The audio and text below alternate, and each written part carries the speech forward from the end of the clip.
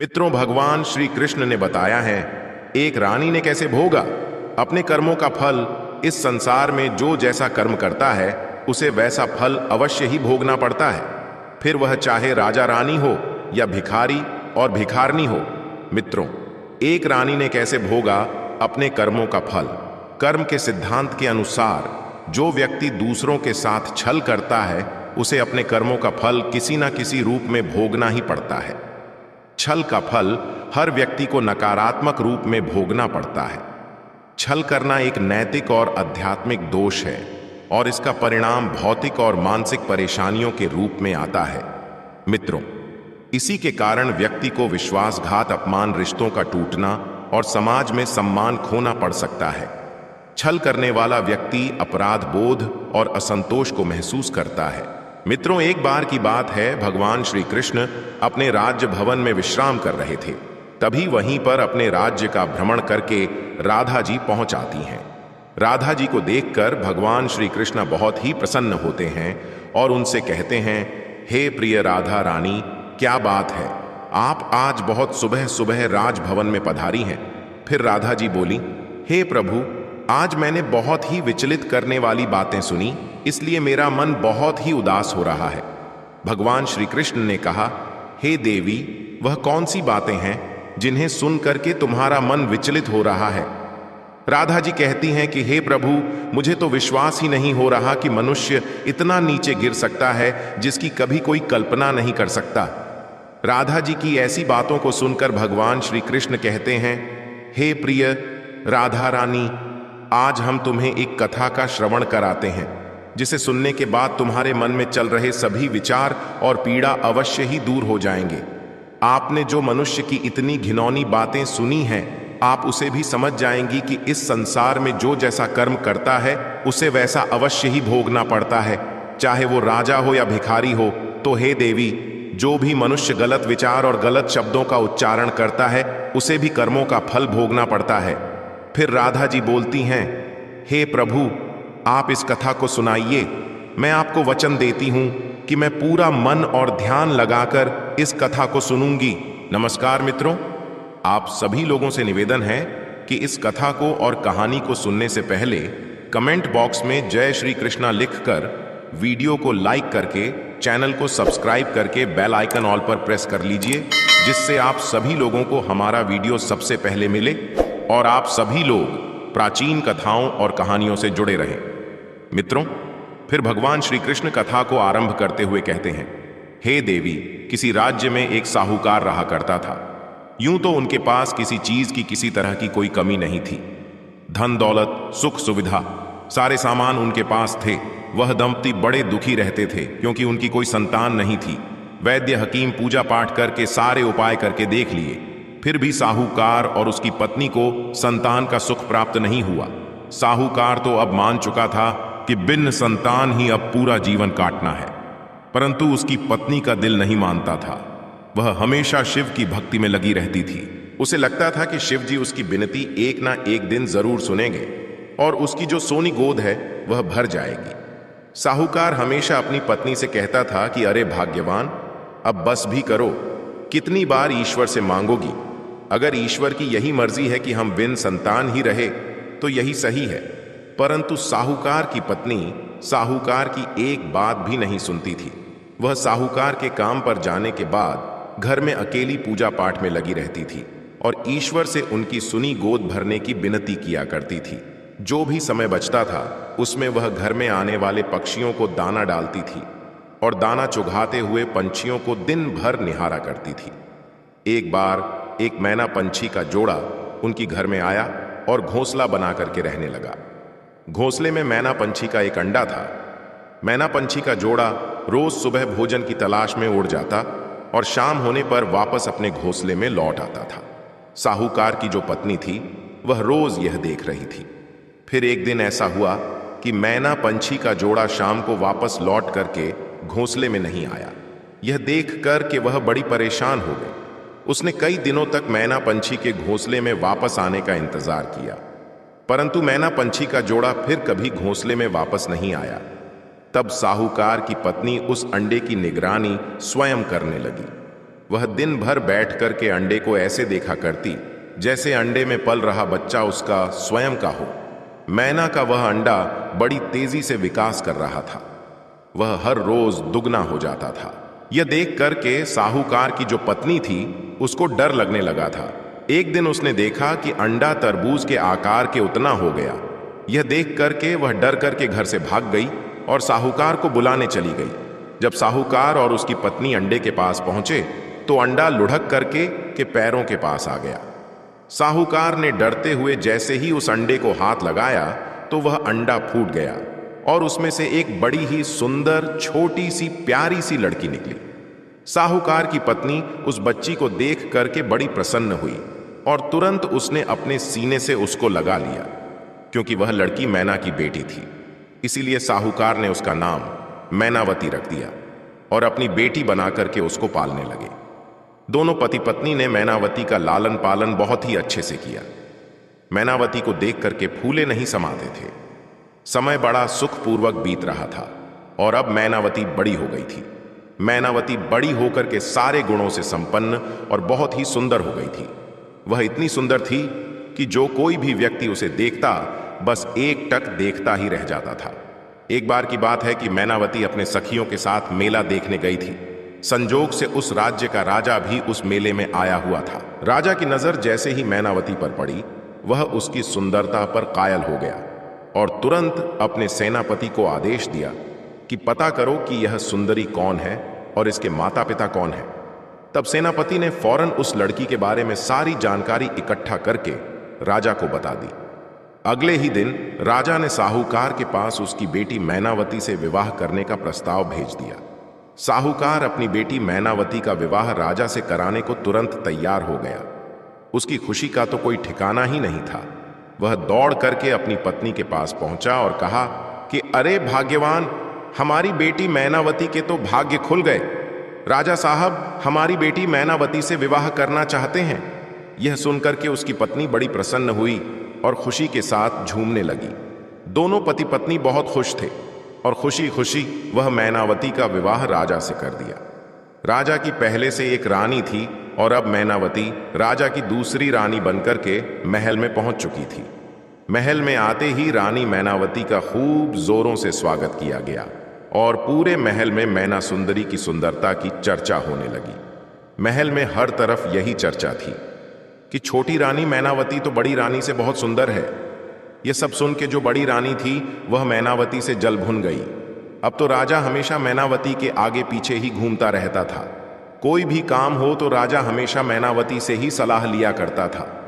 यह सब देख करके बड़ी रानी छोटी रानी मैनावती से और भी ईर्ष्या करने लगी थी और अब वह मैनावती को महल से हमेशा के लिए भगा देना चाहती थी। यही विचार करके एक दिन बड़ी रानी मैनावती के पास जाती है और कहती है कि मैना सुंदरी, तुम तो हमारी तरह इंसान के पेट से नहीं आई हो। तुम तो किसी जादू की तरह अंडे से बाहर आई हो। तुम्हारी जान किसमें बसी है? मैनावती ने कहा, बहन, जैसे सभी इंसानों की जान उनके हृदय में होती है उसी तरह से मेरी भी जान मेरे हृदय में ही है। तभी बड़ी रानी कहती है कि देखो मैना सुंदरी, मैं तो तुम्हारी बहन जैसी हूं। मुझे यह जानने की बड़ी इच्छा हो रही है कि तुम्हारी जान किसमें है। देखो मैना सुंदरी, तुम अब रानी बन गई हो। राज परिवार के लोगों पर हमेशा जान का खतरा बना रहता है। मैं जानना चाहती हूं कि तुम्हारी जान किसमें है, ताकि तुम्हारी जान को खतरा होने पर मैं तुम्हारी सुरक्षा कर सकूं। मैना सुंदरी बड़ी भोली थी। वह बड़ी रानी की चाल को समझ नहीं पाई और बड़ी रानी को सारी बात बता दी। मैना सुंदरी ने बड़ी रानी को बताया कि मेरे मायके के आंगन में एक कुआं है। उस कुएं में एक लकड़ी का बक्सा रखा हुआ है। उस लकड़ी के बक्से में एक छोटी सी डिबिया है और उस डिबिया में मोतियों से चमचमाती हुई एक माला है और उसी माला में मेरी जान बसती है। सारी बातें जान करके बड़ी रानी ने मैनावती से कहा कि मैना सुंदरी, फिर तो तुम्हारी जान बड़ी सुरक्षित जगह पर है, परंतु सावधान रहना, हम रानियों के तो अनेकों दुश्मन होते हैं। हमेशा जान का खतरा बना रहता है। यह कह करके बड़ी रानी वहां से चली गई। मैनावती चुपचाप बैठी बड़ी रानी की बातों के बारे में वह सोच रही थी। जो भी उसने बड़ी से कहा था, तभी वहां पर राजा आ जाता है और मैनावती से कहता है कि हे प्रिय, तुम किन ख्यालों में खोई हुई हो मैना सुंदरी, जरा मुझे भी बताओ। तभी मैनावती ने राजा से कहा कि महाराज, अगर मैं मर जाऊं तो मुझे जलाना नहीं। राजा ने तुरंत कहा, या कैसी अब सगुन वाली बातें कर रही हो। तब मैनावती ने राजा से कहा कि राजा साहब, मरना तो एक दिन सबको है, परंतु आज मैं अपनी सारी इच्छाएं आपको बता देना चाहती हूं। जब मैनावती ने कहा कि महाराज, जब मैं मर जाऊं तो मेरे शरीर को जलाना नहीं, बल्कि एक महल बनाकर के उसके आंगन में मेरे शरीर को रख देना और उस महल के चारों ओर ऊंची ऊंची दीवारें बनवा देना, ताकि उस महल में कोई दूसरा आदमी प्रवेश ना कर सके। और हां राजा साहब, महल के अंदर एक बगीचा भी बनवा देना और खाने के लिए ढेर सारा अनाज और जरूरत के सामान भी रखवा देना। तब राजा ने मैनावती से कहा कि बस अब शांत हो जाओ मैना सुंदरी, जब तक मैं जिंदा हूं तुम्हें कोई नहीं मार सकता और मैं हमेशा तुम्हारे साथ रहूंगा। इतना कहकर के राजा ने मैनावती को अपने गले से लगा लिया। तभी राजा ने देखा कि मैनावती को तेज बुखार है और वह बुखार में तप रही है। राजा ने तुरंत राजवैद्य को बुलाया और रानी मैनावती का उपचार करने के लिए कहा। राजवैद्य ने कुछ जड़ी बूटियां मैनावती को घोल पीस करके पिलाई और फिर राजा के पास जाकर के कहा कि महाराज, खुशखबरी है, रानी मैनावती मां बनने वाली है। यह सुन के राजा बड़ा प्रसन्न हुआ और उसने अपने गले में पड़ी हुई सोने की माला को उतार करके राजवैद्य को दे दिया। पूरे राज्य में खुशी का माहौल था, चारों तरफ खुशियों की लहर दौड़ गई। मित्रों, फिर आगे भगवान श्री कृष्ण कहते हैं, हे देवी, राधा राजा की यह पहली संतान थी, क्योंकि राजा की पहली रानी को अभी बच्चा नहीं हुआ था। राजा बड़ा प्रसन्न था और वह मैना सुंदरी को और भी ज्यादा प्यार करने लगा था।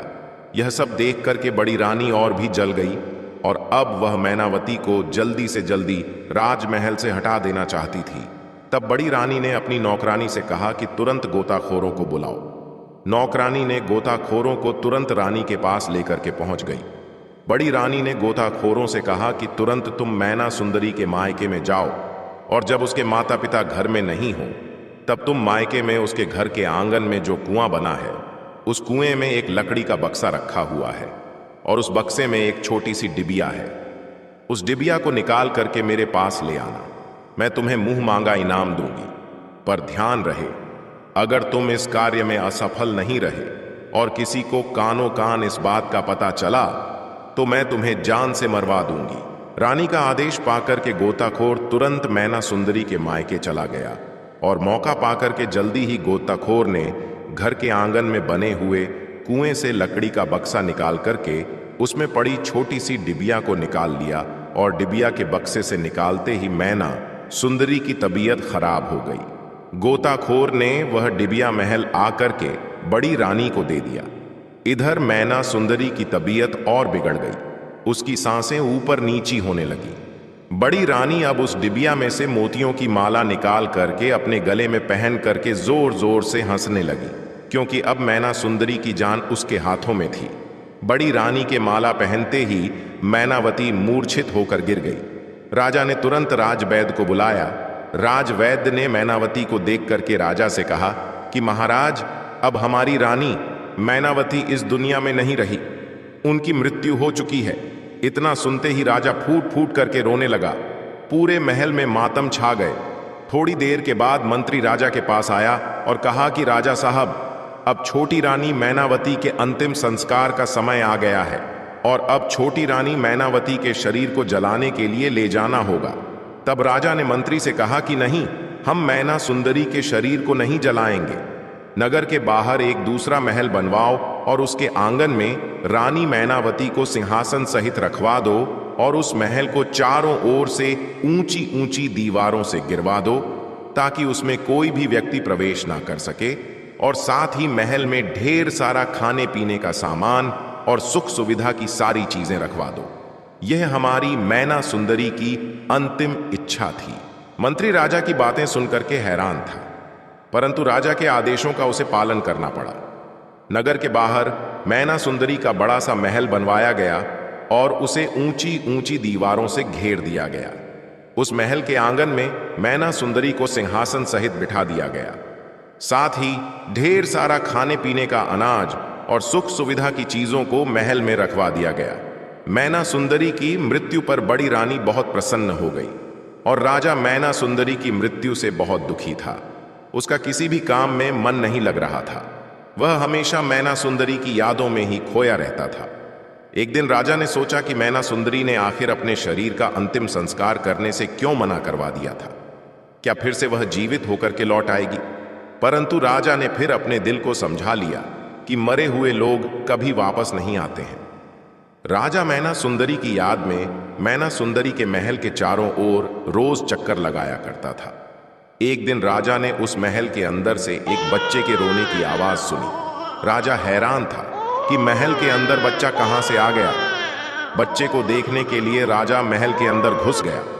जब राजा ने देखा कि मैनावती का मृत शरीर आंगन में सिंहासन पर उसी तरह पड़ा हुआ है और उसके बगल में एक छोटा सा बच्चा बैठा रो रहा है, राजा ने जैसे ही उस बच्चे को अपनी गोद में उठाया, वह बच्चा तुरंत चुप हो गया और थोड़ी देर के बाद वह राजा की गोदी में ही खेलने लगा।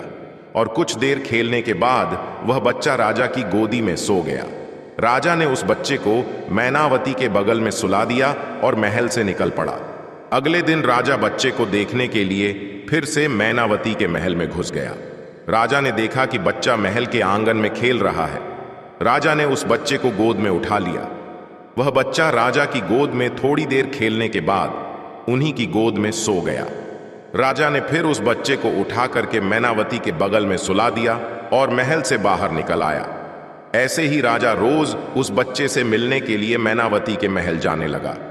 वह ढेर सारे खिलौने और खाने पीने का सामान बच्चे के लिए ले जाता था और थोड़ी देर बच्चे के साथ खेलने के बाद वह उस बच्चे को मैनावती के बगल में सुला करके महल से वापस आ जाता था। धीरे धीरे समय इसी तरह से बीतता गया और वह बच्चा बोलने लगा था। अब वह बड़ा हो चुका था और सारी बातें समझने भी लगा था। एक दिन राजा ने उस बच्चे से पूछा, बेटा तुम्हारी मां कहां है? तब उस बच्चे ने मैनावती की ओर इशारा करते हुए कहा कि यही मेरी मां है। यह सुनकर के राजा बड़ा हैरान हो गया। वह समझ चुका था कि यह बच्चा मैना सुंदरी का ही बेटा है। राजा ने उस बच्चे से पूछा, बेटा तुम्हें रोज खाना कौन खिलाता है? तब उस बच्चे ने राजा से कहा कि मेरी मां। राजा ने आश्चर्यचकित होकर के मैनावती की ओर देखा। मैनावती तो बिल्कुल चुपचाप बैठी हुई थी। फिर राजा ने कहा, बेटा मां कब जागती है? तब बच्चे ने कहा, मेरी मां रोज रात में जागती है और मुझे ढेर सारा प्यार करती है, खाना खिलाती है और सुबह होते ही मेरी मां फिर से सो जाती है। राजा ने फिर बच्चे से कहा कि बेटा आज रात में तुम्हारी मां जब जागेगी तब तुम उससे एक प्रश्न पूछना कि मां तुम दिन भर सोती हो और रात में ही क्यों जागती हो? बच्चे ने राजा से कहा कि ठीक है, आज रात में जब मेरी मां जागेगी तो मैं उसे जरूर पूछूंगा कि वह रात में ही क्यों जागती है और फिर दिन में सो जाती है। इतना कह करके बच्चा खेलते खेलते राजा की गोद में सो गया। राजा उस बच्चे को फिर से मैना सुंदरी के बगल में सुला करके महल से बाहर निकल आया। मैना सुंदरी जब रात में जागी और अपने बच्चे को खाना खिलाने लगी, तभी बच्चा मैना सुंदरी से कहता है कि मां मेरा पेट भरा हुआ है, मुझे बिल्कुल भी भूख नहीं है। तब मैना सुंदरी उस बच्चे से कहती है कि बेटा आजकल तुम ठीक से खाना नहीं खा रहे हो। बच्चा कहता है कि मां मैं खाना खा चुका हूं। मैना हैरान होकर के बेटे से पूछती है कि बेटा तुम्हें खाना किसने खिलाया? तभी वह बच्चा मैना सुंदरी से कहता है कि मां रोज दिन में राजा साहब आते हैं, देखो यह सारे खिलौने राजा साहब ही लेकर के आए हैं। वह मेरे साथ खूब खेलते हैं और मुझे गोद में लेकर के ढेर सारा प्यार करते हैं, फिर मैं उन्हीं की गोद में सो जाता हूं। वह बच्चा मैना सुंदरी से कहता है कि मां राजा साहब एक सवाल पूछ रहे थे। मैना सुंदरी पूछती है कि बताओ बेटा वह कौन सा सवाल था? फिर बोला, मां उन्होंने कहा था कि अपनी मां से पूछना कि तुम्हारी मां रोज दिन में सोती है और रात में ही क्यों जागती है। मैना सुंदरी यह समझ गई कि राजा साहब अब सारा राज जानना चाहते हैं। उसने सोचा कि राजा को सारी सच्चाई बताने का यही सही समय है। तब मैना सुंदरी ने उस बच्चे से कहा कि बेटा अब की बार दिन में जब राजा साहब आए तब उनसे कहना कि बड़ी रानी के गले में जो चमकती हुई मोतियों की माला है उसी में मेरी मां मैनावती के प्राण बसे हुए हैं। बड़ी रानी दिन भर उस माला को अपने गले में पहने रहती है, जिससे मेरा शरीर निष्प्रभ हो जाता है, और रोज रात में सोते समय महारानी वह माला उतार करके रख देती है। तब मैं जाग जाती हूं। बच्चे ने मैनावती से कहा, ठीक है मां, राजा साहब अब की बार जब आएंगे तो मैं सारी बातें उन्हें बता दूंगा। अगले दिन जब राजा उस बच्चे से मिलने के लिए आता है, तब वह बच्चा अपनी मां की सारी सच्चाई राजा को बता देता है। राजा सब कुछ समझ चुका था कि बड़ी रानी मैना सुंदरी से कितनी ईर्ष्या करती थी, और जिस कारण वह मैना सुंदरी को मार डालना चाहती थी। और आज मैना सुंदरी की यह दशा केवल बड़ी रानी के ही कारण है। राजा ने अब सोच लिया था कि वह बड़ी रानी को उसके अपराध की सजा जरूर देगा, परंतु इससे पहले बड़ी रानी से वह माला लेना बहुत आवश्यक था। अब राजा बड़ी रानी से माला लेने की योजना बनाने लगा। एक दिन राजा बड़ी रानी के पास जाकर कहता है कि महारानी, आपने इतनी भारी मोतियों की माला अपने गले में क्यों पहनी है? इसे उतार दीजिए। तब बड़ी रानी ने राजा से झूठ मूठ का बहाना बनाते हुए कहा, नहीं नहीं राजा साहब, यह मेरी मां की आखिरी निशानी है, इसलिए मैं इसे अपने गले से नहीं उतार सकती। अब राजा समझ चुका था कि बड़ी रानी से माला वापस लेना इतना आसान नहीं है। फिर राजा बड़ी रानी से माला निकलवाने की दूसरी योजना सोचने लगता है, और अगले दिन राजा फिर से बड़ी रानी के पास जाता है और रानी से कहता है कि महारानी, मेरे प्रिय मित्र का एक छोटा सा बच्चा है, परंतु उस छोटे से बच्चे की मां अब इस दुनिया में नहीं है, और मेरे मित्र को उस छोटे से बच्चे को पालने में बड़ी परेशानी हो रही है। मैं उसकी मदद करना चाहता हूं।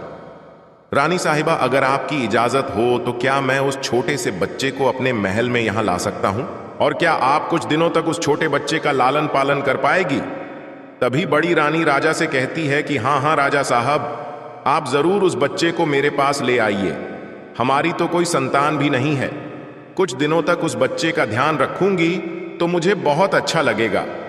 अगले दिन होते ही राजा जब उस महल में बच्चे से मिलने जाता है तो उसे सारी योजना समझा देता है कि जैसे ही बड़ी रानी तुम्हें गोदी में उठाएगी, तुम बड़ी रानी के गले में पड़ी मोतियों की माला को पकड़ करके जोर जोर से रोने लगना और कहना कि थोड़ी देर मुझे इस माला के साथ खेलना है, और जोर जोर से रोते रहना जब तक बड़ी रानी अपने गले से वह मोतियों की माला उतार करके तुमको दे ना दे। बच्चे ने अपना सर हिलाते हुए कहा कि हाँ हाँ, मैं सब समझ चुका हूं। अब राजा उस बच्चे को अपने साथ महल में ले जाता है, तो महल में सभी लोग उस बच्चे से खूब प्यार करते हैं। थोड़ी देर के बाद बड़ी रानी भी वहां पर आती है और बच्चे को उठा करके अपनी गोद में ले लेती है। बच्चा जैसे ही बड़ी रानी की गोद में जाता है, वह तुरंत उसके गले में पड़ी हुई मोतियों की माला को पकड़ करके जोर जोर से रोने लगता है और कहता है कि मुझे इस मोतियों की माला से खेलना है, मैं इसके साथ खेलूंगा। तभी बड़ी रानी कहती है, नहीं नहीं बच्चे, यह खेलने की चीज नहीं है, मैं तुम्हें दूसरे खिलौने ला करके दे दूंगी। बड़ी रानी नौकरों से कह करके उस बच्चे के लिए दूसरे ढेर सारे खिलौने मंगवा दी, परंतु वह बच्चा उसी माला की जीत पकड़े रहता है। वह धरती पर लौट लौट करके दहाड़े मार मार कर रोने लगता है। राजमहल के सभी लोग वहां पर इकट्ठा हो जाते हैं और सभी उस बच्चे को बहलाने और चुप कराने के लिए लग जाते हैं, परंतु बच्चा माला माला की रट लगाए हुए रोते जा रहा था। ऐसा लग रहा था कि मानो अगर माला उसे ना मिली तो रोते रोते उसकी जान चली जाएगी। तभी योजना के अनुसार राजा भी वहां पर आता है और रानी से कहने लगता है कि महारानी, आप क्यों बच्चों जैसी हरकतें कर रही हो? आप इस राज्य की महारानी हैं और एक मामूली सी मोतियों की माला के लिए आप भी बच्चों की तरह जिद कर रही हो। सोचिए, अगर इस बच्चे को कुछ हो जाता है तो लोग क्या कहेंगे? राज्य में आपकी क्या इज्जत रह जाएगी? अब बड़ी रानी भी सोच में पड़ जाती है कि सच में अगर बच्चे को कुछ हो गया तो राज्य में मेरी प्रतिष्ठा चली जाएगी। रानी ने सोचा कि थोड़ी देर के लिए यह हार बच्चे को खेलने के लिए दे ही देती हूं। जब बच्चे का दिल इस हार से भर जाएगा तब मैं तुरंत इसे ले लूंगी। बड़ी रानी मोतियों की माला अपने गले से निकाल करके उस बच्चे को दे देती है। वह बच्चा मोतियों की माला हाथ में लेकर के आंगन में घूम घूम कर खेलने लगा। थोड़ी देर मोतियों की माला से खेलने के बाद उस बच्चे ने चुपके से उस माला को लाकर के राजा को दे दिया। राजा तुरंत उस मोतियों की माला को लेकर के मैनावती के महल में जाता है और उस माला को मैनावती के गले में डाल देता है। वह माला पहनते ही मैनावती जाग जाती है। राजा तुरंत ही मैनावती को अपने गले से लगा लेता है। मैना सुंदरी राजा को सारी बातें बता देती है और कहती है कि राजा साहब, यह छोटा सा बच्चा आप ही का बेटा है।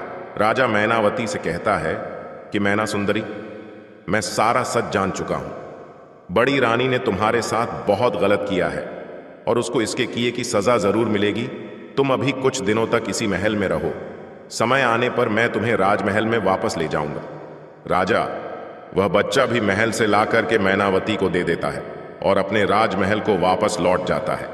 बड़ी रानी जब राजा साहब को राजमहल में आते हुए देखती है तो राजा से कहती कि महाराज, क्या आपने उस छोटे से बच्चे को देखा है जो मेरी मोतियों की माला लेकर के खेल रहा था? अभी तो यही खेल रहा था, ना जाने कहाँ चला गया है। परंतु इतनी देर से आप कहाँ गए थे? मैंने सोचा वह बच्चा भी आपके साथ ही गया होगा। अब वह बच्चा आपके साथ भी नहीं है तो ना जाने वह कहाँ चला गया।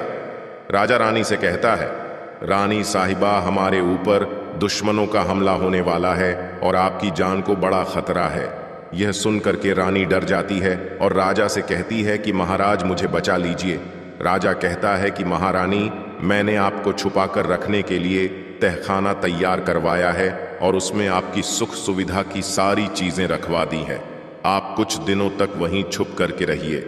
बड़ी रानी कहती हैं, हाँ हाँ राजा साहब, आप जब तक कहेंगे मैं उसी तहखाने में रहूंगी। राजा बड़ी रानी को तहखाने में ले जाकर के बंद कर देता है और बड़ी रानी को सारी सच्चाई बता देता है और कहता है कि तुमने जो मैना सुंदरी के साथ किया, तुम्हें उसी की सजा मिली है। अब जब तक तुम जीवित रहोगी इसी तहखाने में रहोगी।